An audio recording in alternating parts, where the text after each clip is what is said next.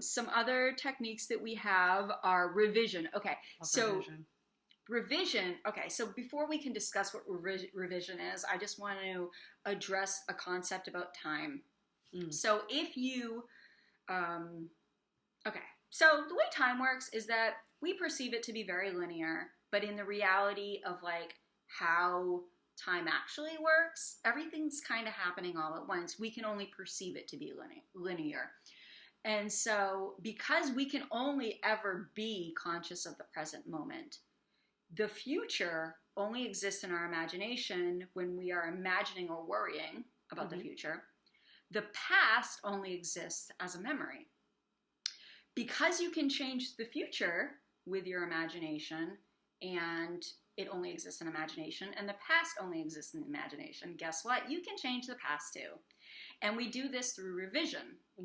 So would you want to talk about what revision is? So basically, revision is just changing what happened. So for example, say you had a fight with your friend and you didn't like the way it ended. You can do several different things to revise it. You can affirm and say, oh, that never happened, and change that the fight never even happened. You can visualize that it actually happened a different way. Yeah, changing the memory. Yep, you change the memory, and they will actually reflect the way that you change the memory. That's how you know that it works, is you're like, oh, this is actually how it happened. And you just keep affirming that. And then later on, you're like, hey, you know, blah, blah, blah. And they're like, oh, no, this is what happened.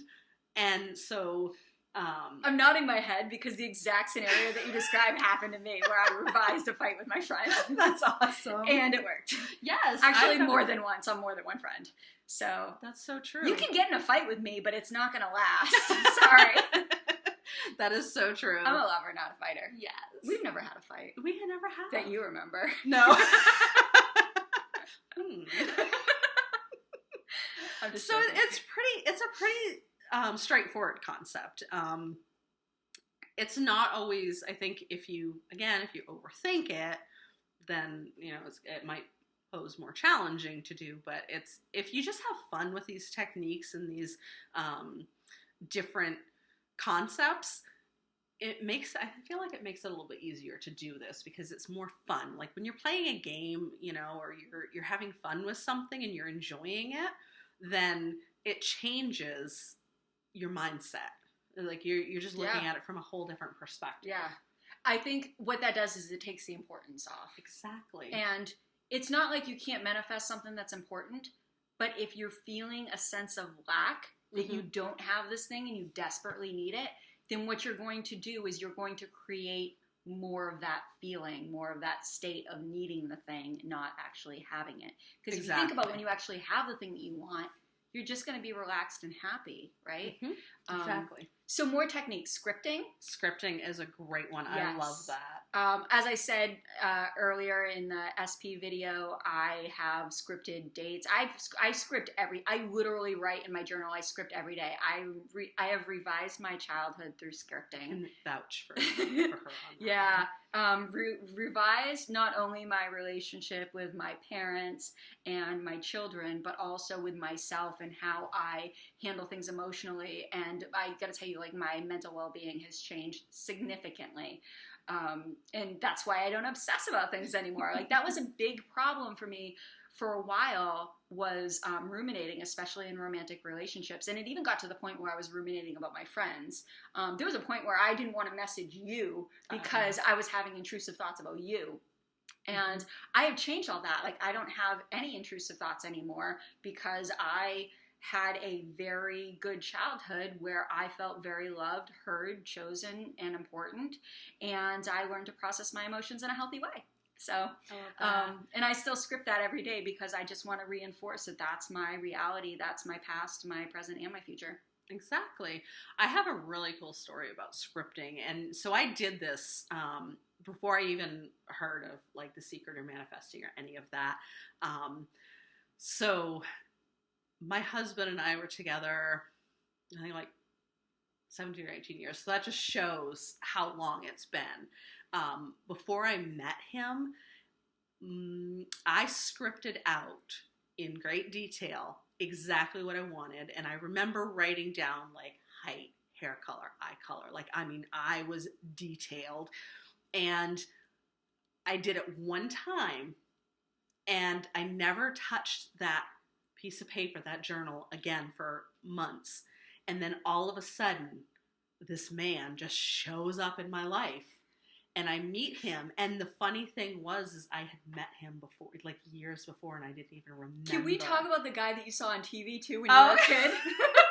So that's a great story. So when I was, and I think I reality shifted somewhere too, because I thought I was older when I saw this. So there was an episode many, many years ago of Entertainment Tonight. And it was guest hosted by Chuck Norris. I mean, who doesn't know who Chuck Norris is, right? And the episode was talking about stunt people. Well, there was this man on the show, and he was one of the students in a stunt school. And I remember looking at him and saying, I could marry that guy. I mean, I apparently have a thing for cowboys, and he was a cowboy. And so I'm like, oh my God, he's cute. I could marry that guy. And I'm like a kid. I'm really young. And so I meet my soon-to-be husband, and I think this is like, we might have just been engaged at this point. And so we're moving in together, and we're going through our stuff and unpacking, and I'm looking at some of his pictures from when he was in stunt school. And I'm like, oh my God, that's a picture of Chuck Norris. And he's like, and meanwhile, like, we're having a conversation about while he was in stunt school, and he told me he met Chuck Norris. I thought he was messing with me. I'm like, and I'm looking at these pictures, and there's, sure enough, is a picture of him with Chuck Norris. And I told him that they looked like an episode of Entertainment Tonight that I had seen years and years ago. And he goes, oh, that's what that is. And I'm flipping through the pictures, and sure enough, I'm like, oh my God, he's telling me the truth. And so the man that I said, oh, he's cute, I could marry him, I ended up marrying him. I love that and so much. Ironically, I moved years and years ago. I had moved all the way across the country. And we crossed paths at the exact same time. He just happened to be out in the exact same place as me. Yeah. And we crossed paths dozens of times. And then I moved back here, and he had already moved into New England. And so he was living, I believe he was actually living in like either Maine or New Hampshire at the time. And so we then crossed paths again and ended up getting married. So yeah, it was my like crazy wild story. So even if you don't know about manifesting, guess what? You're always doing it. Exactly, and that's the perfect example of it. I love that story so Thanks. much. So more techniques we have. I'm trying to see what's under. Oh yeah, we moved that. I like the different ones that we've talked about so far, but another one that's an easy one that I love and is a favorite, subliminals. Yes. I love subliminals. So what's a subliminal?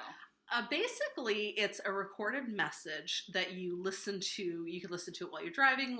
So basically, it's while you're in a subconscious state. So sleeping, driving, things that you, if you're like working and you just have it on in the background. Your subconscious mind is always absorbing information, sounds, things like that. And so you can listen to it pretty much anytime when you're in the shower or whatever. But it's basically just listening to a message.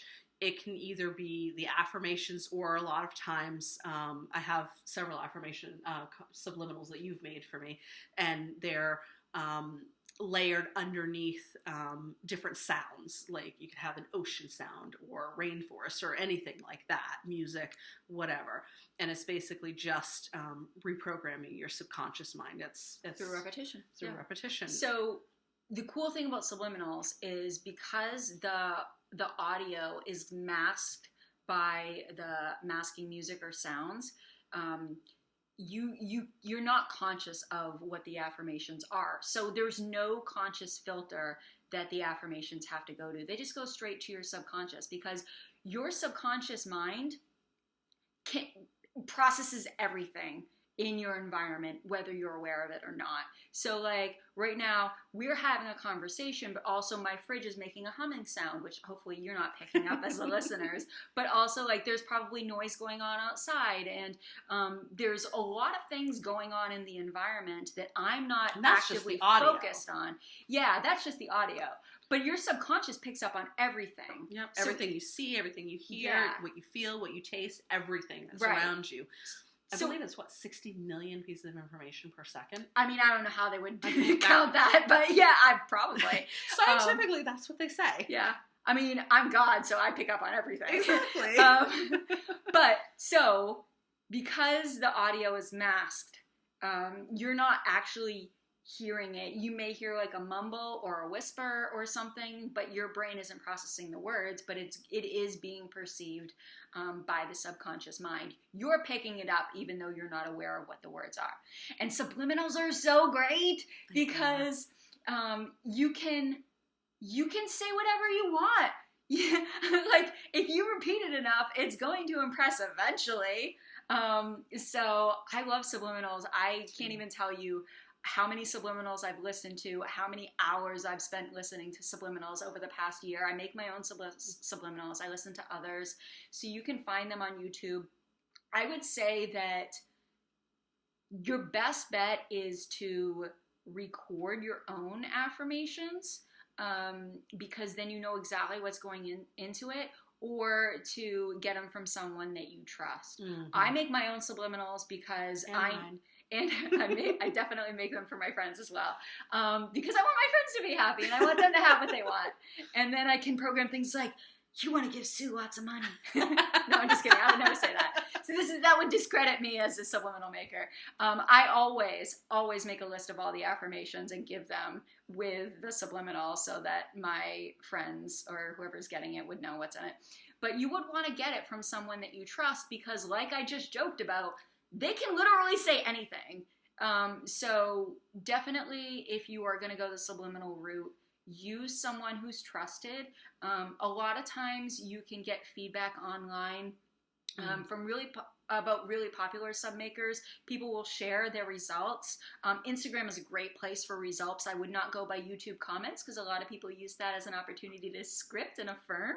And so you don't really know if they're actually saying that they got the thing or if they're living in the end of getting the thing. Exactly. Which I guess it's all the same, right? I mean, Sure. You're living in your reality.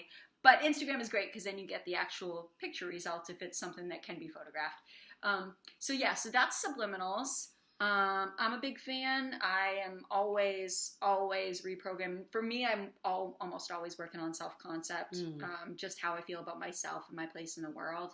And I feel like it's been extremely effective for me.